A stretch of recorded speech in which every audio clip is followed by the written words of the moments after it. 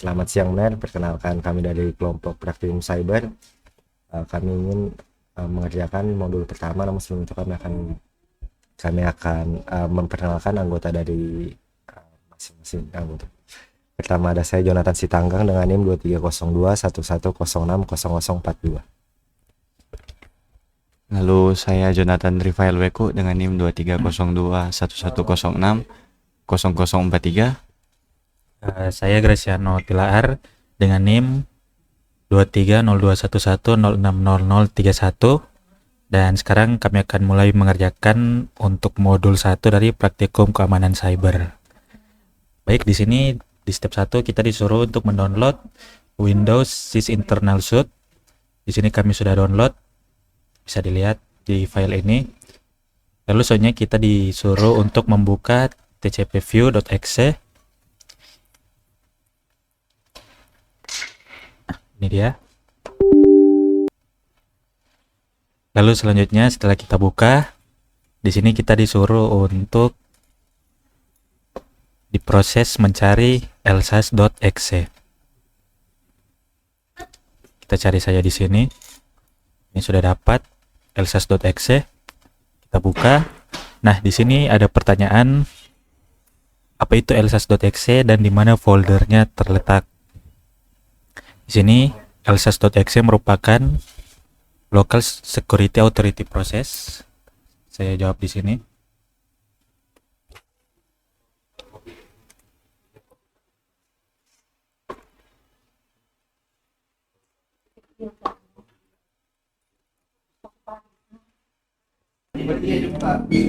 Nah, setelah kita mengisi ini, kita melihat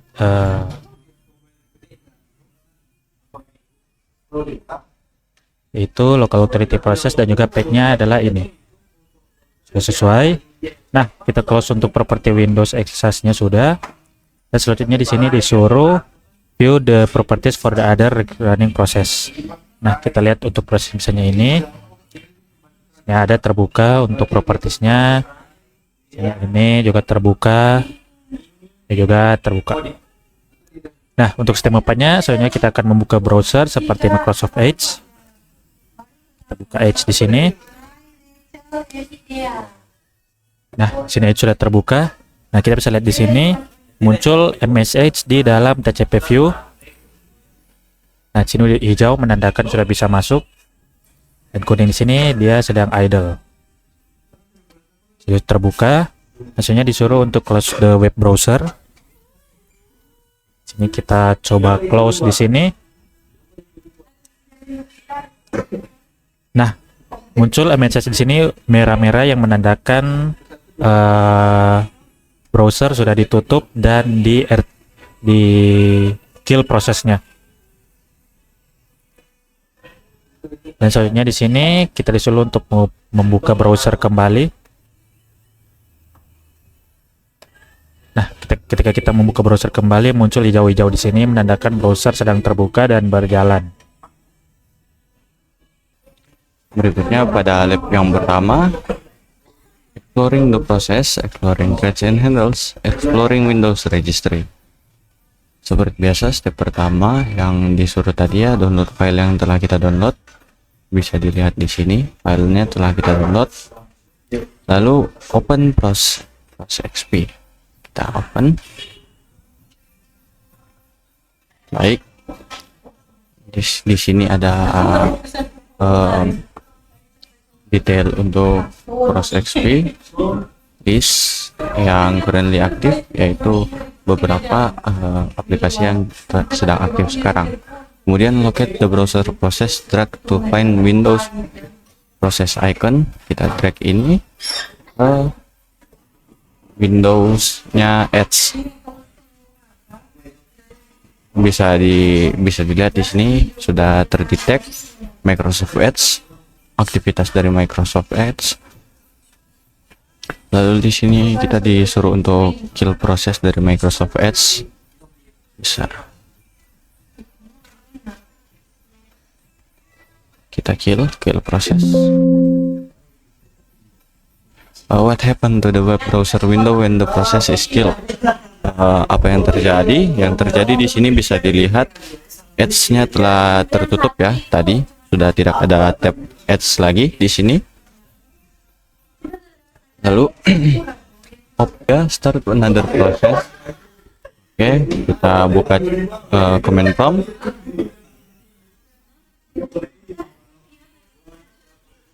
Kita buka command prompt, lalu seperti tadi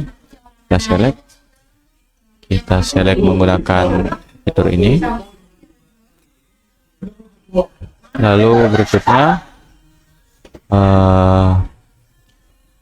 di sini ada command prompt di dalam Explorer X, di dalam Explorer.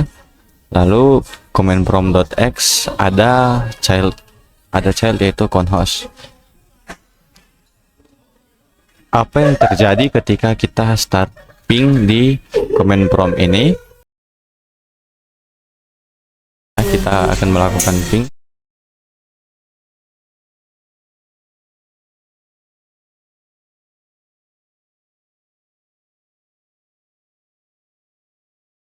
Jadi bisa dilihat di sini tertambah ping.x sebagai child process dari. As you review the list of active process, you find that the child process conhost X may be suspicious. Di sini kita disuruh untuk cek virus total pada child conhost.x. Kita cek virus total. Kita cek virus.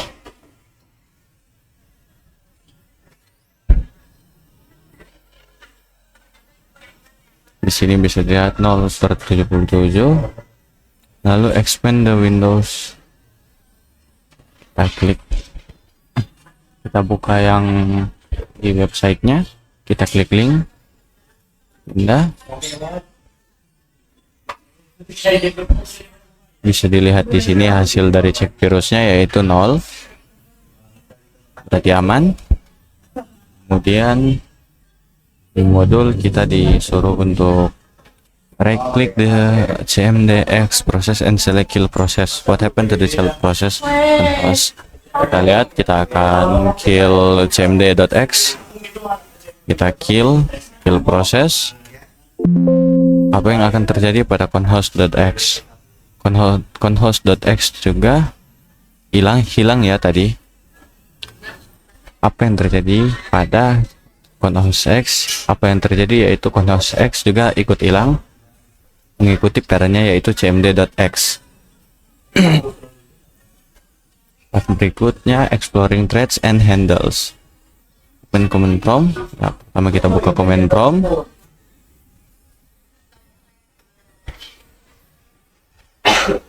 Kemudian in the explorer window, right click on host and select properties. Click the thread tab to active. Oke. Kita lihat dulu. Kita akan melihat properti dari cmd sebentar. Kita double klik untuk melihat properti, lalu klik bagian tab threadnya kan. Ya, kita oke saja. Lalu examine the detail of the thread what tab. Oke, kita disuruh untuk menganalisis apa yang ada di Windows di sini ya. Kita bisa melihat TID dan start address yaitu cmd.x dan angka-angka lainnya. Kita juga bisa melihat start time, state, kernel time, user time, context switch, dan cycles. Jadi yang menjawab ini kita bisa melihat beberapa informasi dari cmd.x ya. Lalu kita di sini disuruh untuk explore handles. Kita proses explore, klik view. Oke, sebentar. Kita disuruh untuk membuka view. Kita close saja yang ini. Kita disuruh untuk view, lalu show lower pane. lalu handles. Di sini sudah dibuka pada tab handles. Examine that handles. What are the handles pointing to? Bisa dilihat di sini handles itu menjelaskan apa tipe datanya dan namanya. Bisa dilihat di sini ada file, directory, lalu key, mutan dan semaphore ya, bisa dilihat. Lalu exploring Windows registry. Exploring Windows registry. To access the Windows registry, klik start, search and regedit. Wait sebentar ya. Kita klik start.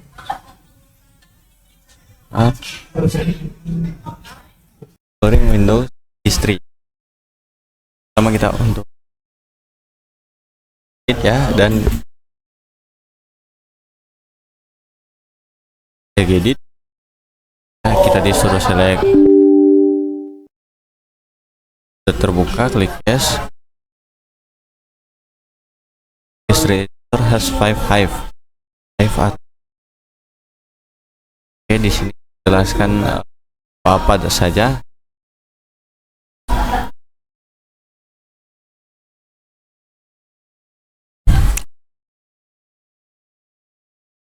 Lalu process root is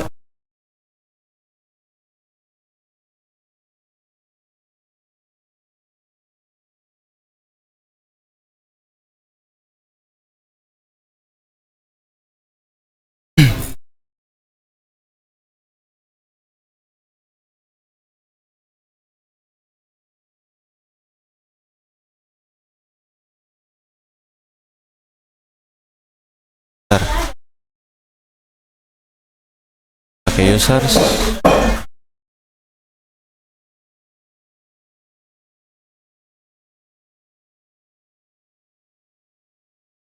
Yang pernah masuk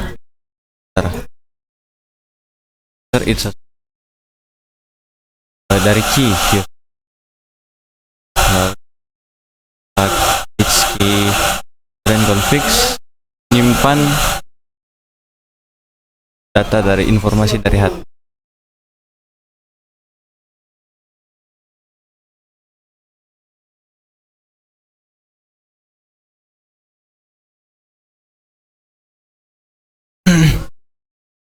Kita disuruh untuk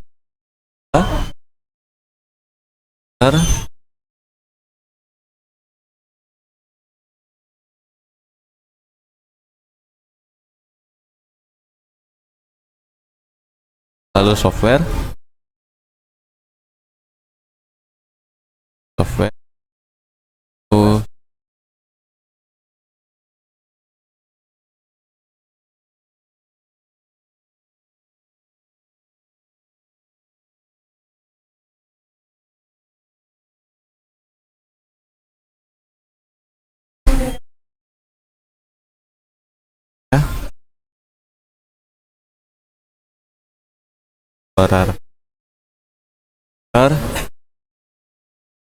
ya, kita dari key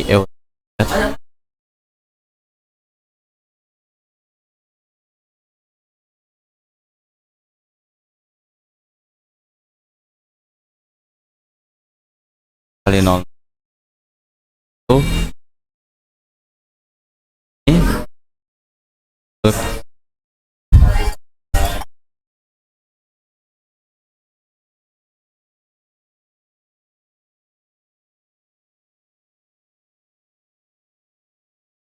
satu.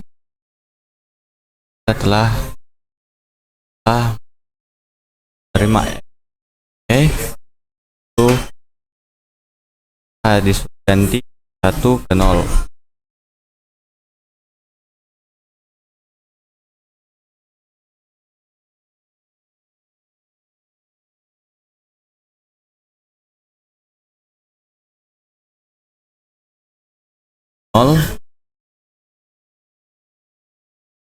Lihat di sini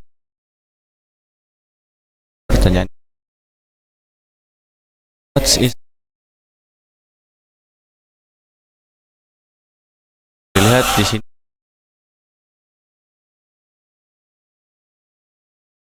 satu ya.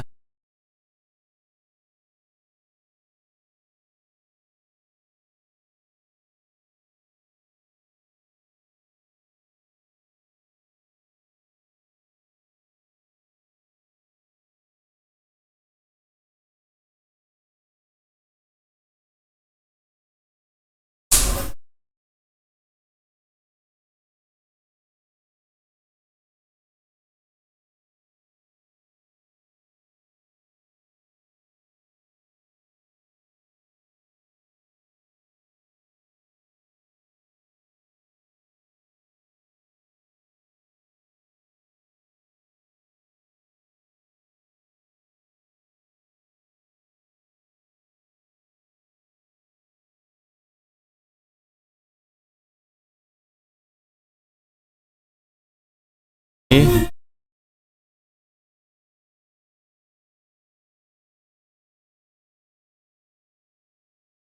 proses-proses.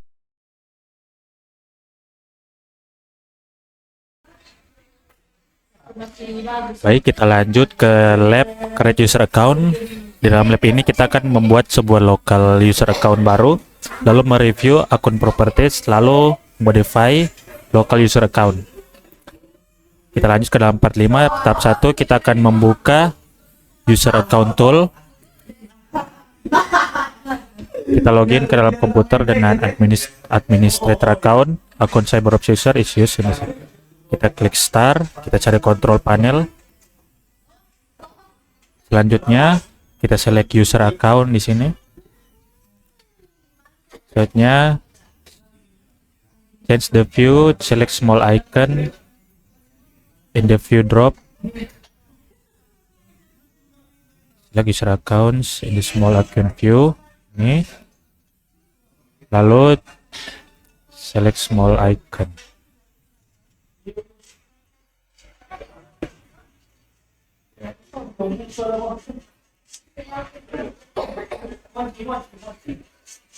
Nah, lalu di sini user account terbuka, kita klik manage user account.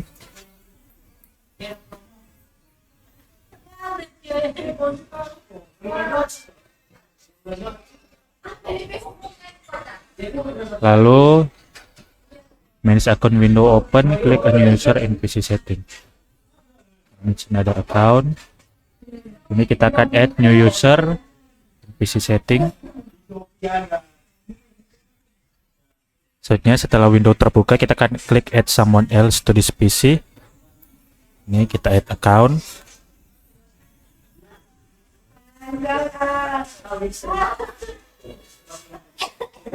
How this person will sign in Windows open.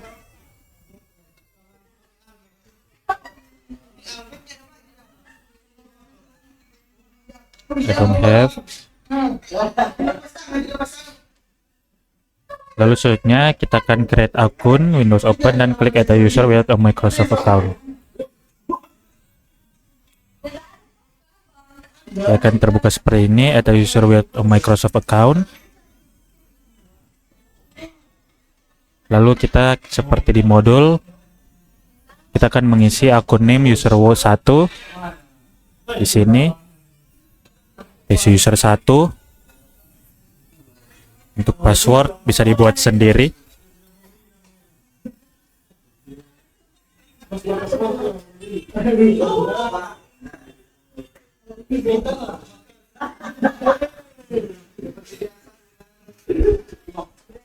Nah, selanjutnya setelah itu di sini ada pertanyaan, what type of user account did you just create?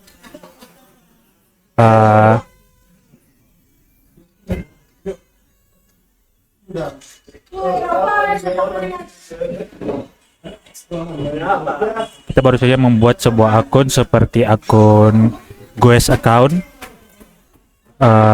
Jadi ini akun tidak dipunyai oleh siapapun karena ini hanya akun yang kita buat berdasarkan nama dan password.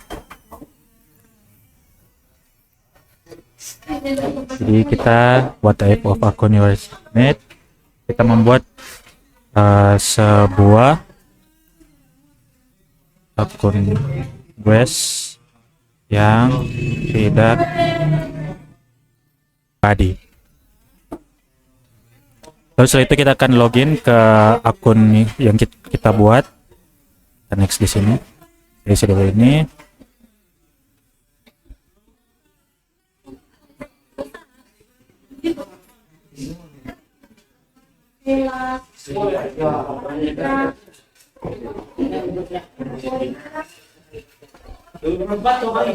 Next. Nah, ini sudah ada user 1. Sini kita membuat sebuah akun Guest yang merupakan local account atau akun lokal. Jadi kita tambahkan di sini atau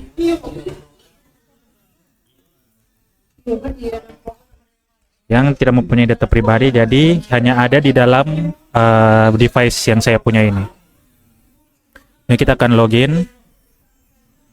Kita pindah dulu, kita login memakai akun ini. User 1. Oke, baiklah.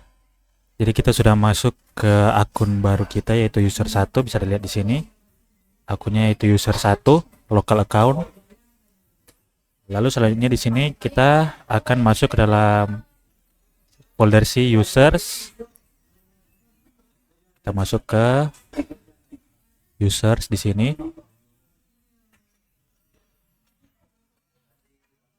Lalu selanjutnya right click the user one folder and select properties. User 1 sini, kita properties di sini. And then the security tab. Lalu kita masuk ke tab security di properties ini. Nah, di sini ditanya which group or user have full control of this folder. User atau grup mana yang mempunyai kontrol penuh akan folder ini. Kita lihat di sini unknown account ini yaitu local unknown account di sini tidak memiliki apapun kontrol. Sistem di sini full control, jadi kita jawab di sini.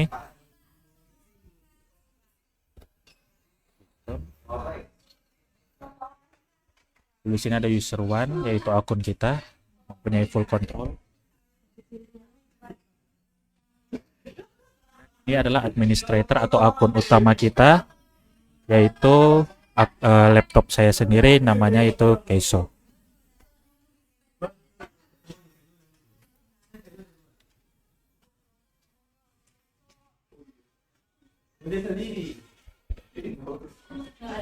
Oh ya, untuk lembar jawaban ini untuk sementara saya tidak akan isi dulu karena untuk lembar jawaban aslinya ada di akun di folder di akun sebelah di Word akun saya yang utama. Oke, selanjutnya di sini disuruh untuk open folder that belongs to CyberOps user. Right click the folder and click the properties tab where you be able. Oke, jadi di sini untuk CyberOps usernya mungkin ini untuk yaitu user utama kita yaitu di Lenovo sebagai user utama.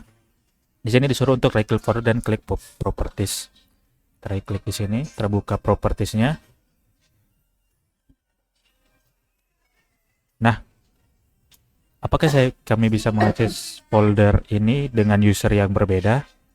Ini kita bisa lihat di security, di general di sini size-nya dan size on disk-nya 0 bytes yang tandanya tidak bisa dibaca oleh user kita yang ini. Di security-nya juga kita tidak bisa melihat, dan di sini tertulis you must have read permission to view the properties of this object, yang tandanya kita bisa klik advance, yang tandanya user 1 tidak memiliki akses ke dalam folder. Misalnya di sini kita masuk di sini, you don't currently have permission to access this folder. Kalau kita klik continue, maka kita bisa mendapatkan akses ke dalam folder ini. Misalnya kita klik continue. Nah, maka ditanyakan untuk password dari akun utama kita untuk masuk ke dalam folder ini. Selanjutnya di sini kita disuruh untuk logout ke user satu akun dan login kembali ke akun utama kita. Oke, baiklah, kita sudah kembali ke user utama kita di sini. Nah, di sini selanjutnya disuruh untuk pergi ke users folder. Kita pergi ke user folder di sini. Lalu kita right click the folder and select properties. which group of user. Nah, di sini untuk utama kita yaitu Lenovo, di sini sudah bisa terbaca untuk size disknya. Di security di sini ada sistem, akun utama kita, dan juga administrator mempunyai full control terhadap folder ini. Dan selanjutnya kalau di local account di user 1 tidak bisa dibaca untuk size-nya, dan di security juga kita tidak mempunyai akses ke folder ini.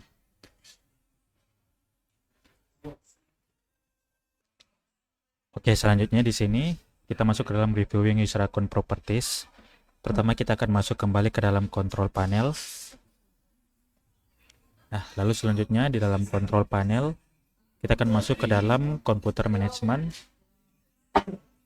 administrative tool, search saja.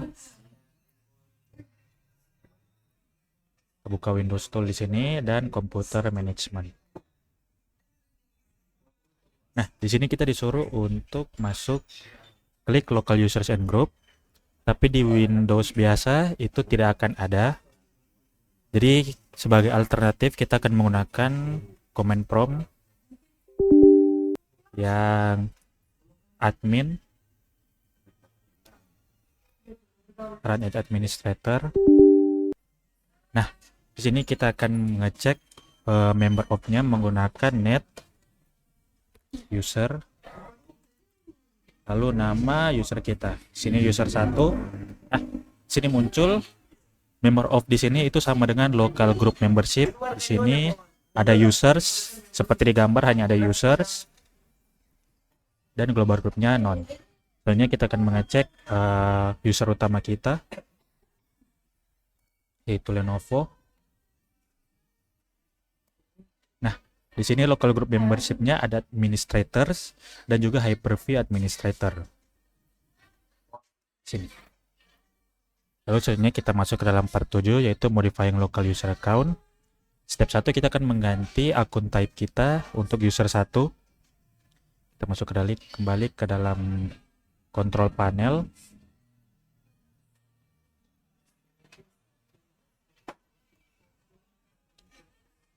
Lalu user account di sini, manage another account, dan kita pilih user 1. Nah, di change di dalam window ini kita klik user 1 dan kita klik change the account type. Ini ada change the account type.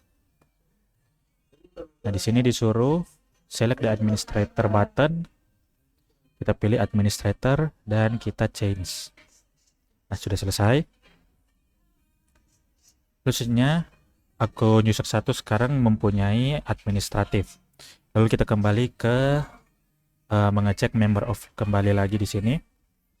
Kita cek di command prompt. Kita memakai komen tadi net user 1. Nah, di sini local group membership-nya tadi yang hanya ada users, sudah ada administrators di sini.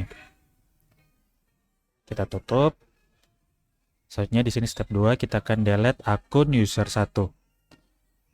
Kita masuk ke dalam command prompt, kita pilih delete the account, lalu kita delete files. Nah, di sini ada another way to delete user account. Di sini ditunjukkan melalui computer management. Di sini ada tombol delete, tapi lewat command prompt juga bisa, atau lewat setting di sini juga bisa. Kita bisa melakukan remove di sini. Jadi sebenarnya ada banyak cara. Di command prompt juga mungkin bisa, tapi saya masih belum dapat untuk komennya. Nah, di sini kita akan melakukan delete account ke user 1. Ini kita delete file saja dan kita delete account.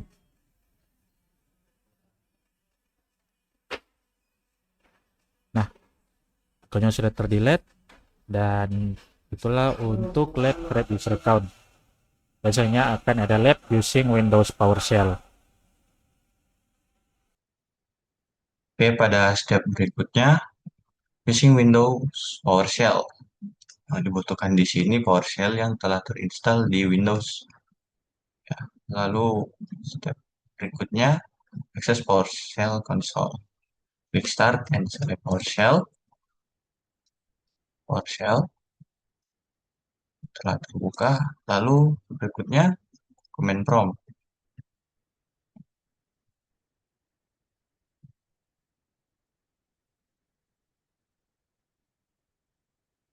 Buka. Lalu explore command prompt and PowerShell commands. Enter dir prompt in both windows. Kita akan memasukkan command dir. Lalu berikutnya di PowerShell juga. Dir. What are the outputs? Jadi di sini outputnya adalah directory ya, directory dari dalam file dari file webku atau file user bisa dilihat sama di command prompt maupun di Windows PowerShell. Kemudian try another command that you have used in the command prompt such as ping, cd, config, ipconfig. Oke, kita coba ping.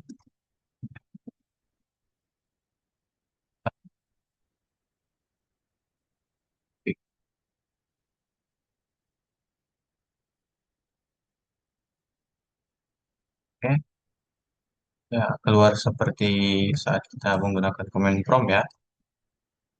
Itu ping, message ping, option dari ping, lalu cd harusnya ditemukan cd contoh ya. Eh,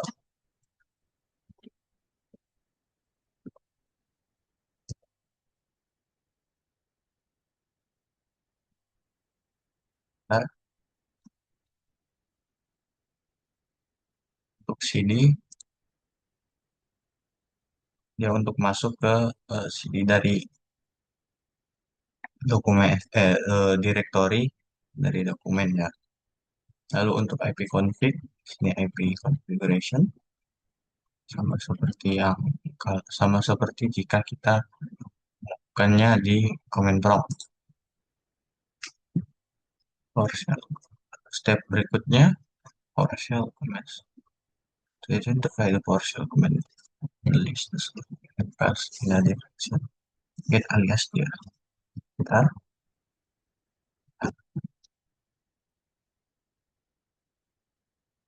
Nah, fungsinya di sini get ini step berikutnya enter get alias dir at the PowerShell prompt. Kan ya. What is the PowerShell command for prompt for dir? Sini dir untuk mendapatkan alias ya, alias dir get child item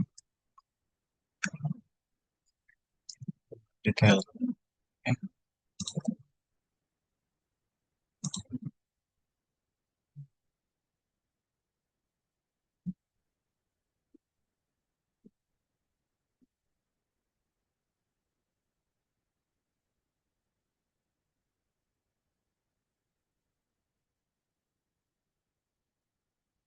Prompt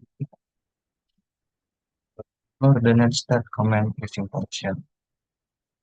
Kita disuruh untuk command net start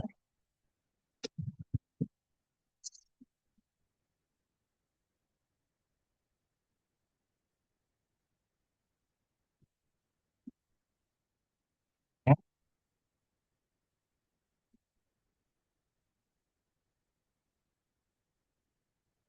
Lalu to display the routing table with directive routes start ya.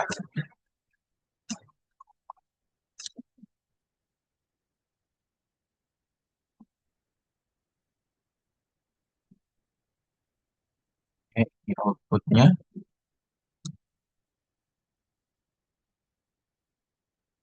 what is IPv gateway bisa dilihat di sini.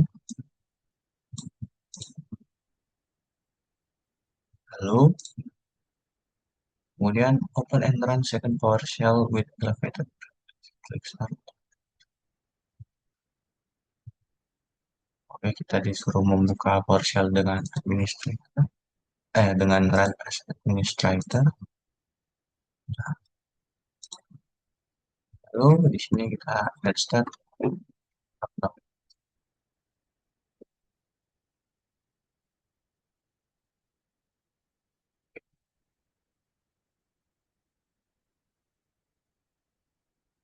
Task manager, navigate the details tab. Oke, kita disuruh untuk membuka task manager. Task manager lalu ke details tab.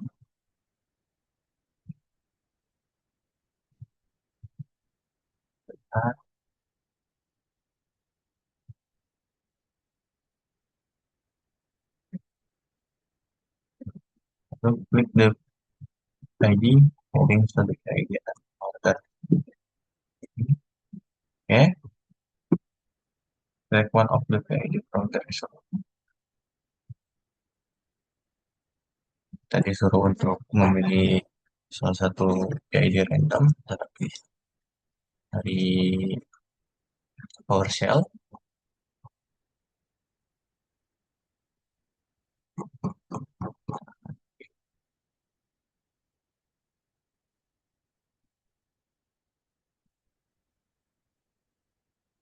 Kita akan pilih 4 saja untuk lebih mudah dicari. Locate the selected PID in Task Manager. Oke, tadi kita memilih PID 4 yaitu sistem. Lalu right click the Task Manager to open the property.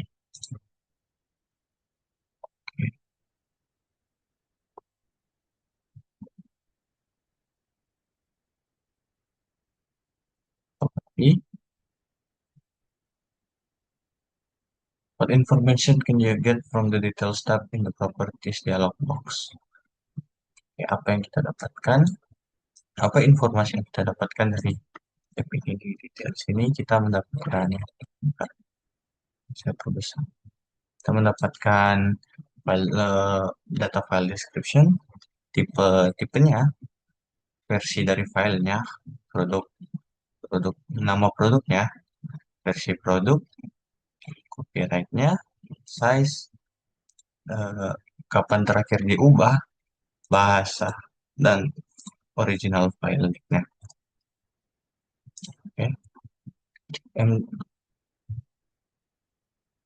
Oke, step berikutnya adalah empty recycle bin using PowerShell. Pertama kita disuruh untuk membuka recycle bin. Recycle bin. Bisa dilihat di sini saya telah menyiapkan file untuk dihapus karena recycle bin saya kosong. Sesuai yang petunjuk sini. Yang PowerShell console, enter ke recycle bin. Oke. Kita masukkan di PowerShell. Lalu kita ketik ya untuk yes.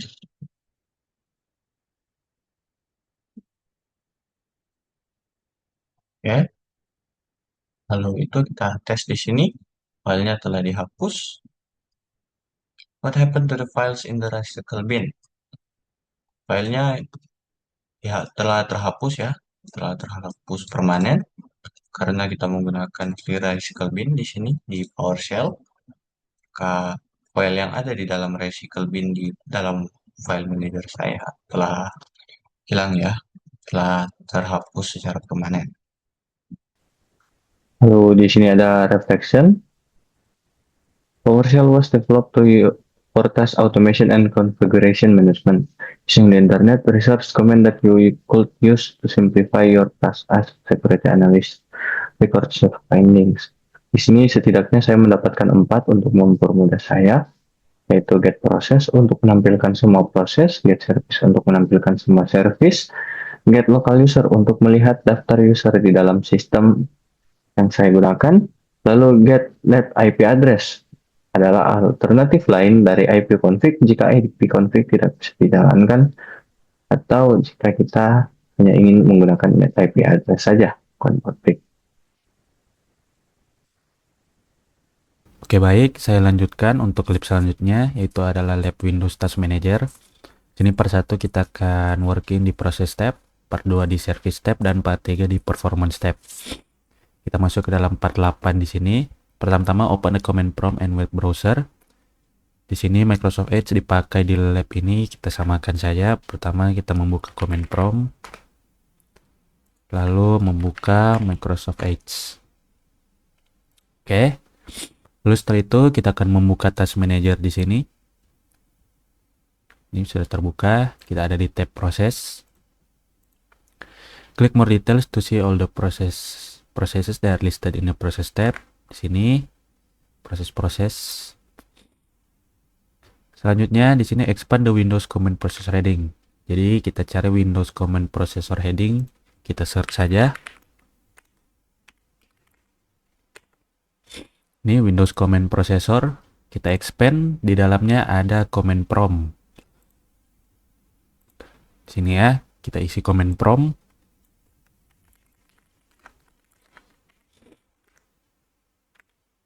Selanjutnya, there are 3 categories of process listed in the process tab: up, background process, and Windows process. Jadi di sini hanya penjelasan saja, yaitu apps itu adalah aplikasi yang sementara berjalan.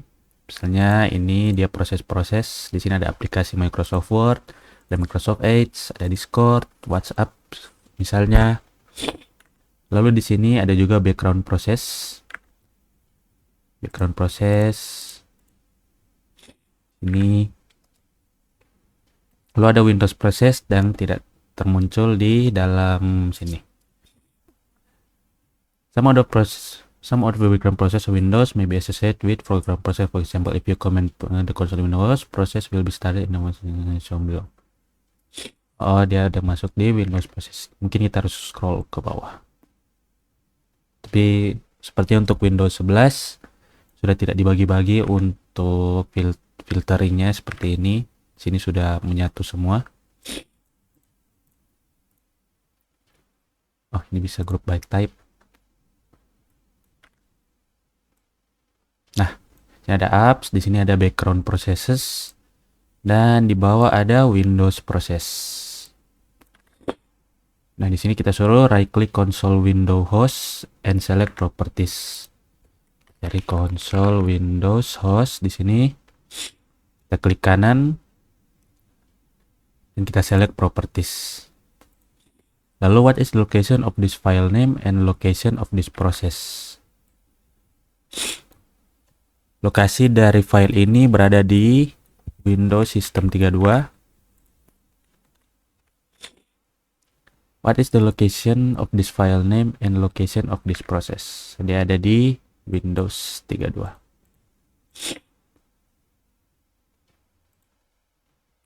Kita bisa cek yang lain, di sini ada banyak. Ada properties. System 32 juga sama.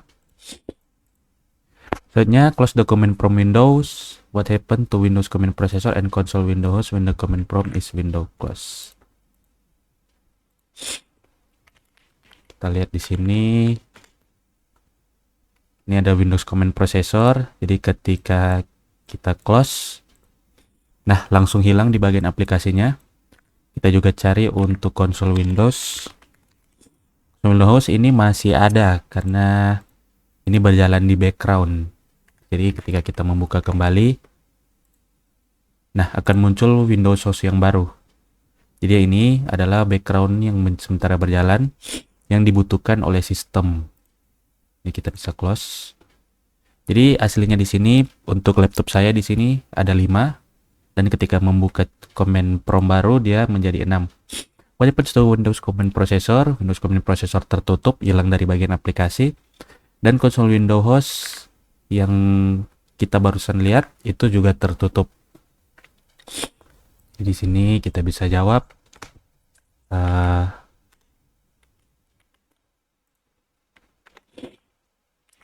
Windows command processor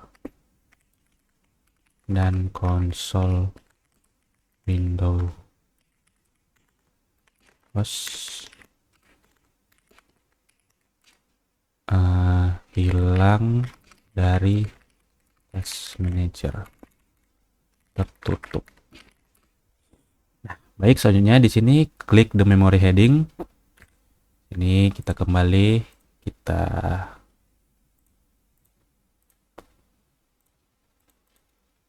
oke, klik the memory heading. Sini kita klik tujuannya untuk seperti ini, ada tanda panah bawah. Itu menunjukkan apa aplikasi atau sistem yang menggunakan memori atau RAM kita yang paling besar. Lalu di sini juga sebaliknya dari kecil ke besar. Hasilnya ketika diklik, what effect does this have on the columns? Seperti sudah dijelaskan, efek dari menekan heading memori ini, dia itu akan mengurutkan efek yang ditunjukkan, yaitu kolom task manager akan mengurutkan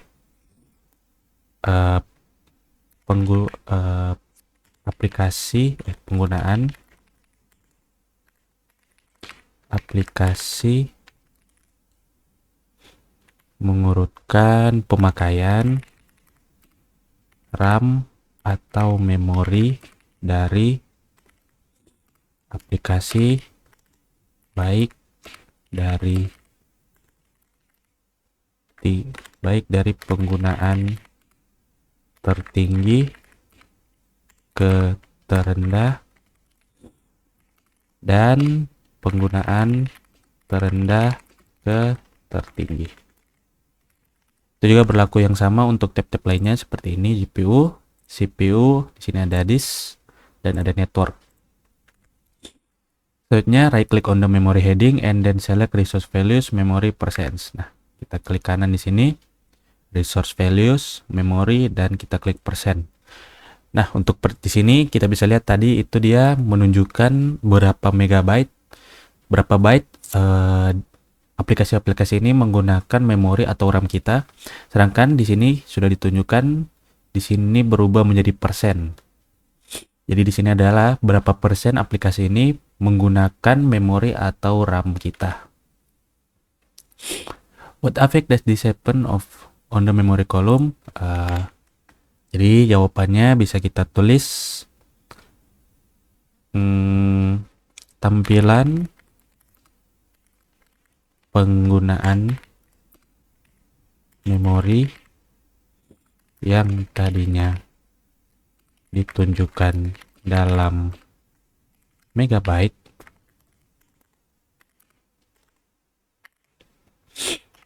berubah menjadi persen. Di sini ada pertanyaan juga, how could this be useful? Menurut saya untuk jawaban dari pertanyaan ini yaitu dia bisa berguna, hal ini bisa berguna untuk memantau penggunaan aplikasi yang sedang kita pakai dan melihat apa saja yang membuat laptop kita, dan melihat apa saja yang menggunakan memori atau RAM kita, sehingga kita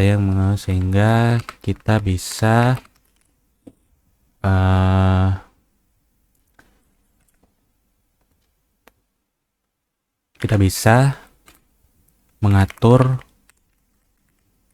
mana aplikasi yang perlu kita gunakan, yang perlu kita prioritaskan.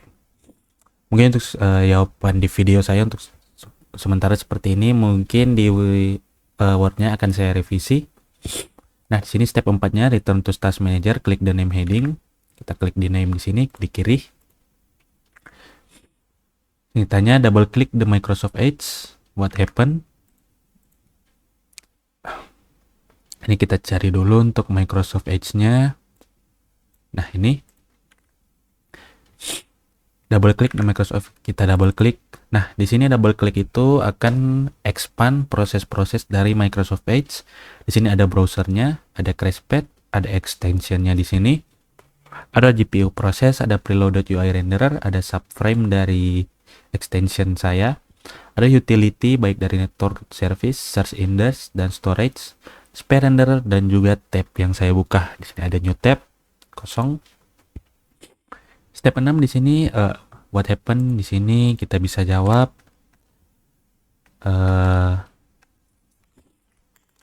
akan expand atau akan menunjukkan proses-proses yang lebih detail terkait apa saja yang dijalankan dalam Microsoft Edge. Selanjutnya untuk step 6, right click Microsoft Edge and select and test weapon to the web browser Windows. Nah, di sini kita taruh di sini untuk browsernya.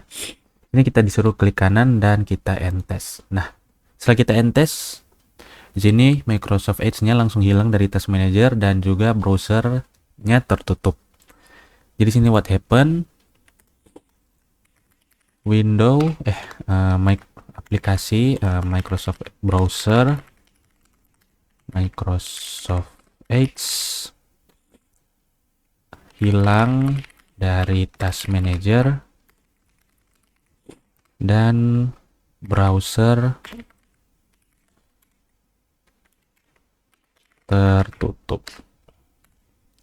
Seperti itu. Selanjutnya untuk part 9 kita akan klik di service tab.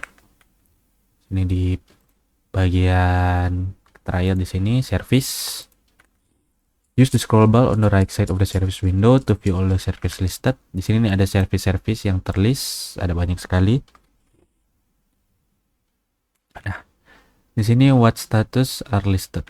Di sini status yang terlist itu hanya ada dua, antara stop atau dia running. Jadi kita bisa scroll, stop running, stop running. Nah, jadi hanya ada dua, hanya ada stop dan running. Oke, selanjutnya di sini part 10 working in the performance tab. Kita akan klik ke performance tab di sini di task manager. Sini kita buka performance. Lalu di sini ditanya how many threads are running. Di sini setelah saya melihat-lihat di thread saya di sini, dia itu menaik turun sesuai dengan penggunaan device kita. Dia menyesuaikan, misalnya sedang berat dia akan bertambah. Di sini juga ada speed dan lain-lain. Di sini untuk setelah saya perhatikan untuk thread saya, di sini dia sudah naik. Tadi saya perhatikan sekitar 3.750, tapi di sini dia naik ke sekitar 3.000 sampai 4.000 threads. Jadi kita bisa ubah di sini 3.900 sampai 4.000. Jadi kita bisa ambil jalan tengah, kita tulis 3.900 saja. Lalu selanjutnya di sini dipertanya how many process are running. Jadi di sini ada proses di sini di sebelah threads tertulis processes. Di sini tertulis ada 261 proses. Jadi di device saya sedang berjalan sebanyak 261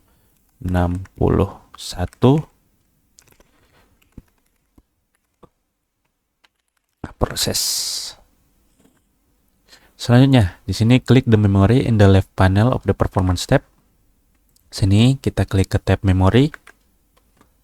Lalu ditanya, what is the total physical memory in megabyte? Jadi untuk total physical memorinya di sini tertulis 16 GB di kanan atas. Maaf.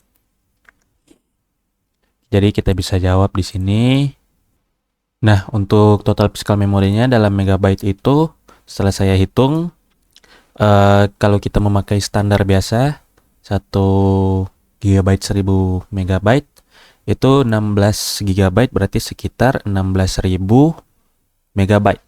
Tapi kalau kita memakai standar binary itu dia sekitar 16.384 megabyte. Jadi sini kita tulis menggunakan standar biasa saja, 16.000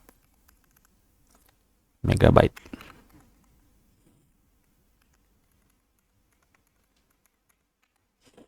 Lalu selanjutnya, what is the available physical memory? Untuk available physical memory di sini ada tertunjukkan di kanan sini. Available-nya berapa? Di sini available saya itu sekitar 6,8 GB.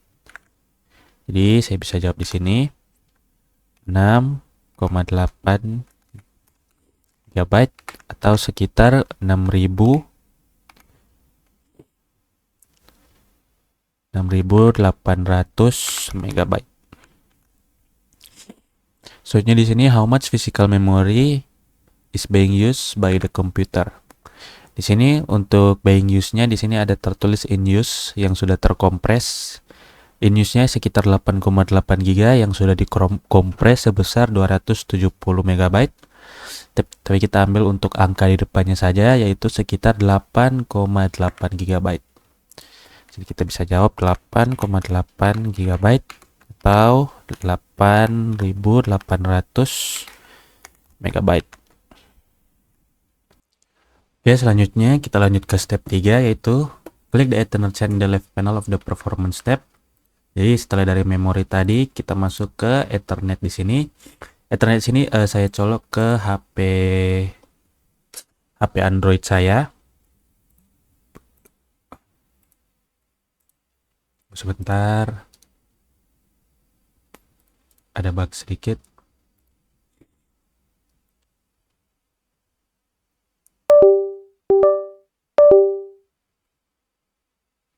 Nah, sini muncul untuk Ethernet itu adalah koneksi dari HP saya sendiri.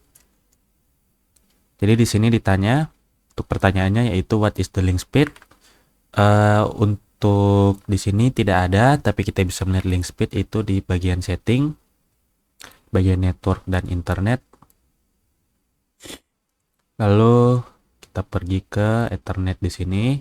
Nah, di sini ditunjukkan ada link speednya yaitu sekitar 425 Mbps. Kita juga bisa cek untuk WiFi kalau misalnya kita tidak memakai Ethernet. Ini ada WiFi. Karena sebenarnya saya tidak memakai Ethernet dari HP saya, jadi kita bisa cek dari WiFi sendiri. Di WiFi sini untuk link speednya lebih cepat sekitar 866 Mbps. Tapi kita memakai Ethernet di sini untuk sesuai dari modul. Jadi untuk link speed tadi yaitu 425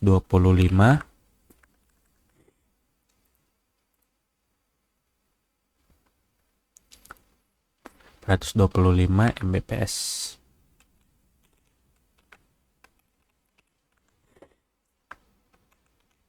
Ini ditanya what is the IP4 address of the PC. IP4 address kita bisa lihat di bawah sini. Itu 10.7182.218. 10.7182.218. Oke, selanjutnya di sini step 4. Klik Open Resource Monitor to open the Resource Monitor utility from the Performance tab in Task Manager. Jadi sini di Task Manager saya bisa izin cabut untuk Ethernetnya.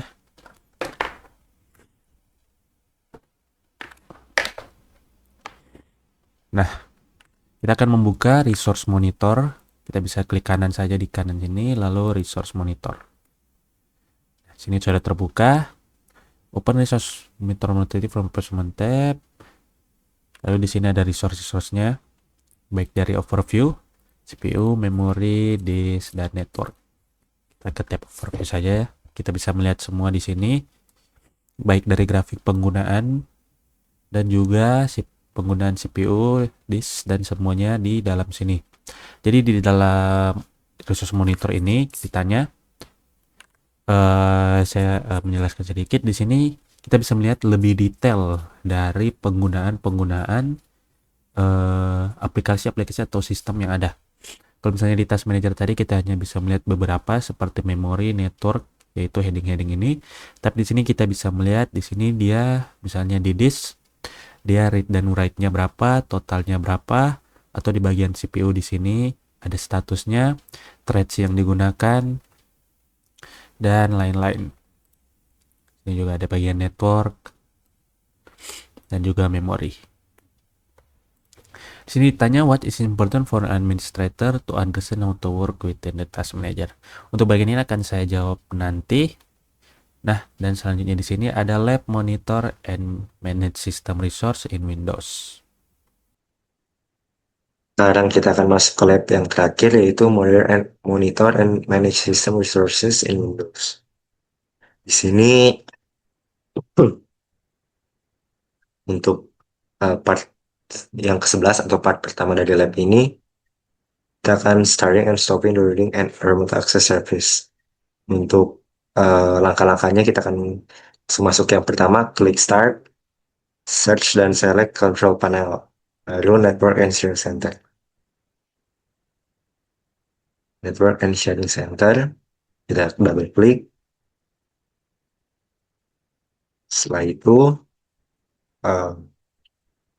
klik change network settings in the left pane. Use the size. Sudah, di sini bisa dilihat ada koneksi network, network connections yang tersedia. Di sini ada 3. Baru kita akan lanjut ke step selanjutnya, yaitu navigate to the administrative tools. Klik start, select control panel. Kita akan masuk pulang ke control panel. Untuk namanya sendiri juga di Windows terbaru sudah berubah menjadi Windows Tools. Kita akan masuk. Lalu di sini double klik performance monitor icon, lalu pastikan performance monitor in the left pane is highlighted. Kita masuk. Lalu di sini kita highlight.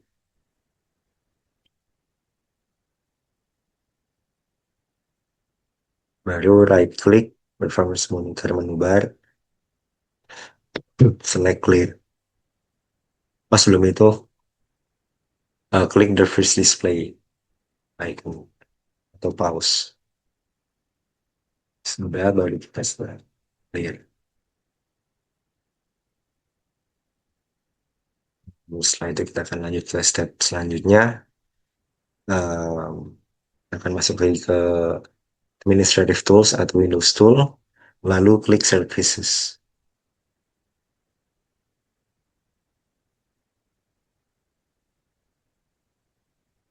Nah, setelah itu double klik routing and remote access.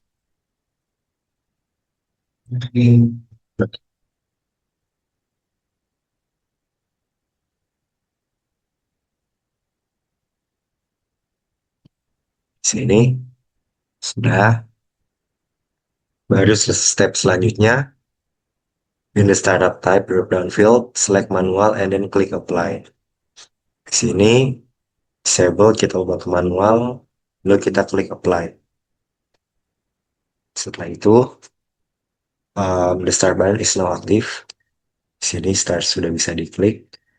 Jangan diklik terlebih dahulu, biarkan Windows semua. Lalu di sini kita akan masuk lagi ke performance monitor, lalu kita akan unfreeze display.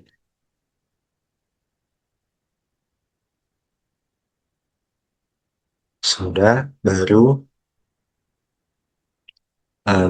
klik start di routing and remote access properties. Sini kita klik start. Looking at remote access properties, window now shows the stop and pause button aktif. Di sini bisa dilihat stop dan pause-nya bisa sudah aktif.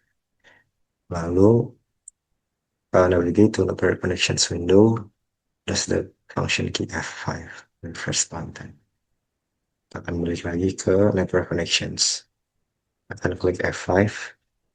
Nah, kita akan masuk ke pertanyaannya, what changes appear in the window after starting the routing and remote access service. Di sini apa yang berubah? Bisa dilihat sebelumnya tadi hanya muncul 3 network connections. Setelah di start akan muncul network koneksi baru. Di sini ada tulisannya network incoming connections, local area connection network configuration. Ini artinya Windows telah membuat virtual network baru dan juga menandakan kalau routing and remote access ini sudah berhasil berjalan. Kita akan lanjut, navigate to routing and remote access properties window and click stop. Dan balik lagi, klik stop. Sudah. Lalu kita akan balik lagi ke network connections. Apa yang akan berubah setelah kita stop routing and remote access service? Ya, bisa dilihat yang tadi awalnya muncul network koneksi barunya setelah di stop akan hilang kembali. Karena kita juga sudah men-stop routing and remote access properties-nya. Akan lanjut, step selanjutnya, navigate to performance monitor window and click the first display icon to stop the record. Stop. Which counter is being recorded the most in the graph? Kira-kira counter apa yang di record paling banyak di grafik?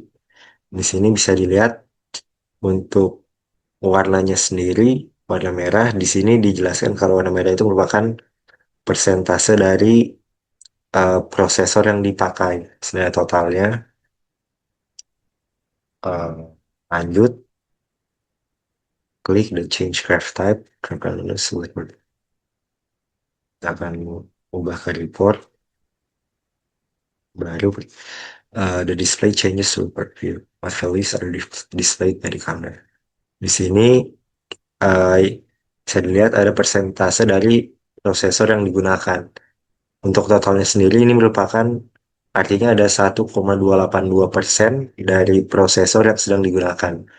Artinya laptop ini sedang dalam kondisi yang tidak dibebani dengan pekerjaan berat. Jadi hanya 1,282% yang digunakan.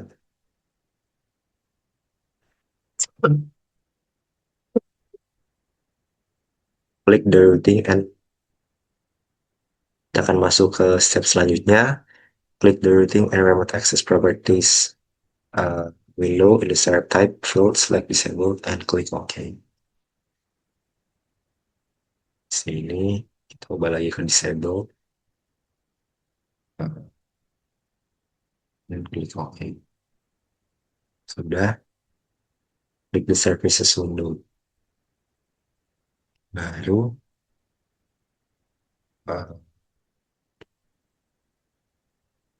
this status dan what is the status and setup type forwarding and remote accesses.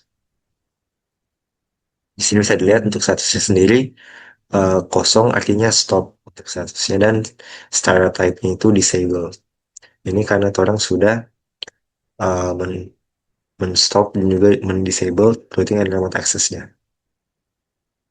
Di sini orang tadi sudah ubah kembali ke disable. Artinya saat orang buka lagi, dia untuk kondisi defaultnya akan disable. Close all open windows, see open the environment of this lab. Sekarang kita akan lanjut ke ke part yang ke-12, yaitu working in the computer management utility. Kita akan langsung masuk saja ke step yang pertama, yaitu klik control panel, administrative tools, lalu select computer management. Control panel, administrative tools atau Windows tools. baru pilih computer management. Sudah, kita lanjut. Um, Step 2. The computer management Windows opens. Expand the triggers by clicking on the arrow next to system tools. Ini sudah. Baru lanjut, klik the arrow next to event viewer, then klik the arrow next to Windows logs, select system, event viewer, Windows logs, baru system. Kita akan tunggu sebentar.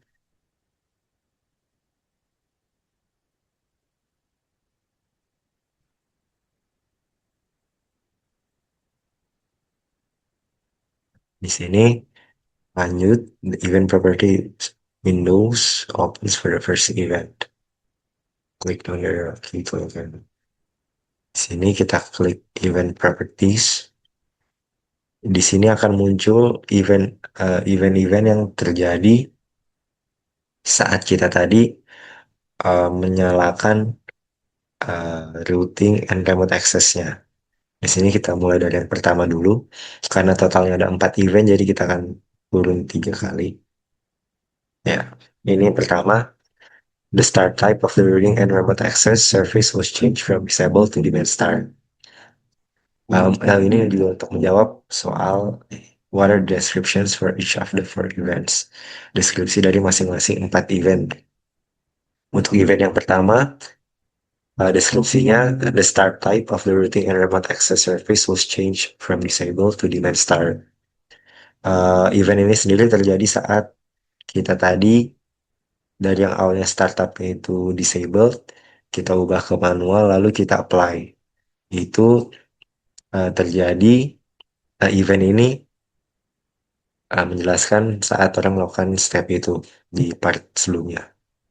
Baru lanjut di sini remote access connection manager failed to start because the protocol engine Rastlink DLL failed to initialize.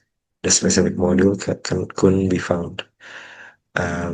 Event ini terjadi, deskripsi dari event ini artinya remote access itu gagal dijalankan karena protokol engine-nya yaitu Rastlink DLL gagal diinitialize dan modulnya juga tidak bisa ditemukan. Baru lanjut, karena tadi modulnya tidak bisa ditemukan, dia akan menggunakan protokol engine IKE V2. Cuma ini juga gagal di initialize karena permintaannya tidak disupport. Baru lanjut lagi ke event yang terakhir atau yang keempat. The start type of the ring and remote access service was changed from demand start to disabled. Ini terjadi saat di part sebelumnya saat kita mengubah kembali untuk startup type-nya dari yang awalnya manual, kita ubah kembali ke disabled, lalu kita apply. Nah, untuk errornya sendiri terjadi uh, berdasarkan yang saya cari-cari tahu kenapa ini bisa terjadi karena errornya kemungkinan besar karena Windows yang saya pakai menggunakan Windows Home. Sementara untuk RAS atau router remote access sendiri sebenarnya lebih ditujukan untuk Windows Pro atau Windows Enterprise. Makanya terjadi error di Windows saya. Baru kita lanjut. Step 5, close all open windows.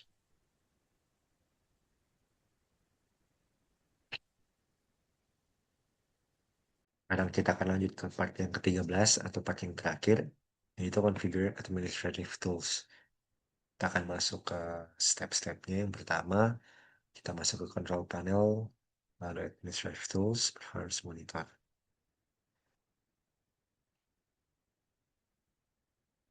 Baru setelah itu kita masuk ke Windows Tools. Setelah itu masuk ke Performance Monitor. Lalu expand data collector sets, right click, user defined.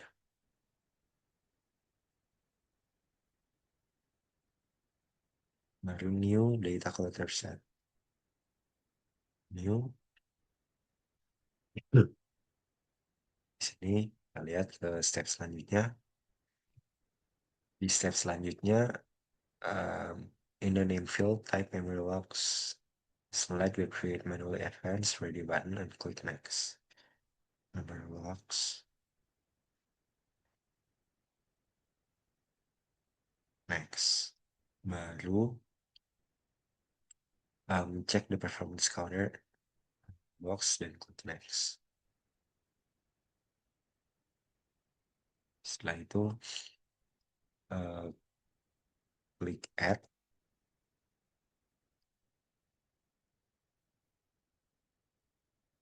From the list of available counters, locate and expand memory. Select the available bytes and click add. Expand memory.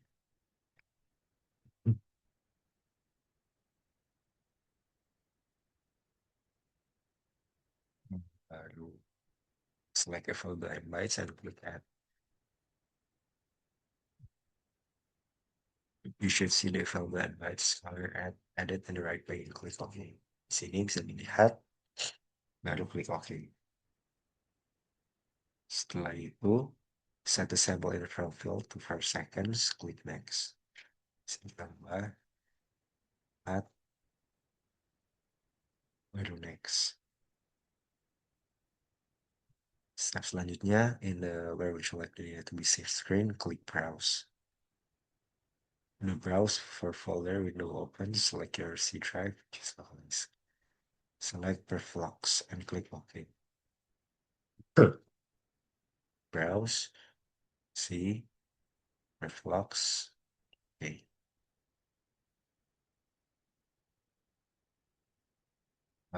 Where would you like to be saved open? Click next.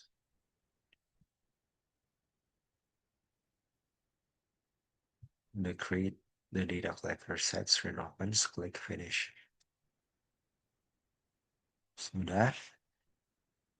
Step selanjutnya, expand the user defined and select memory locks. User defined memory locks. Right click data collector O1, select properties. Properties. The data collector O1 properties windows open. Change the lock format field to comma separated. Comma separated. Click the file tab. Kita masuk ke pertanyaan yang pertama di lab ini, di part ini. What is the full path name to the example file? Full path name-nya ada di sini. Di Perflux C, Perflux laptop, data collector O1 CSV. Di sini merupakan full path name dari example file-nya. Baru klik OK. Baru sekarang kita akan lanjut ke step selanjutnya. Select the memory locks icon on the left pane of the performance monitor window. Di sini, memory locks. Click the green arrow icon to start the data collection set. Notice a green arrow is placed on top of green arrow locks icon. Kita coba. Sini kita klik. Di sini bisa dilihat muncul logo green arrow atau tanda panah hijau di logo memory locks-nya. Ini artinya data sudah sementara direkam. Baru kita lanjut lagi ke selanjutnya, to force the computer to use some available memory, open and close a browser. Saya kurang tes. Close. Baru lanjut. Click the black sphere icon to stop the data collection set. What change do you notice for the memory locks icon? Di sini kita coba klik. Nah, di sini bisa dilihat untuk tanda panah hijaunya sudah menghilang. Artinya perekaman data sudah berhenti. Kita lanjut. Let's start computer and click Recipe Performs.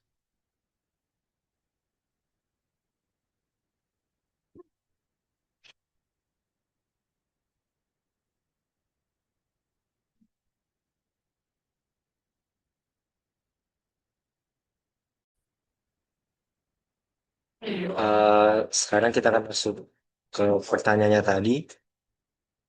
What does the column farthest to right show? Kolom di paling kanan itu menunjukkan apa? Ini maksudnya 5631, 5295. Untuk angka ini sendiri dia merepresentasikan counter dari available and bytes-nya dari counter yang tadi kita sudah add di step-step sebelumnya. Jadi dia menunjukkan kapasitas RAM yang tersedia selama proses ini berjalan. Dan untuk satuan sendiri dia menggunakan megabytes. Oke, kita akan lanjut. Close the data collector CSV file and the window with the breakbox.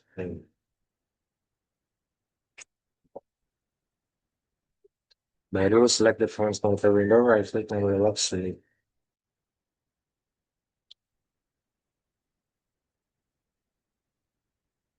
Ya.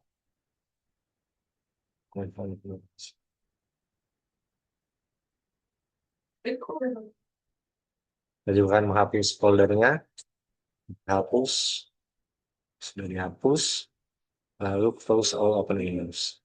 Mungkin sekian saja pengerjaan dari modul 1 praktikum keamanan cyber. Sekian dan terima kasih.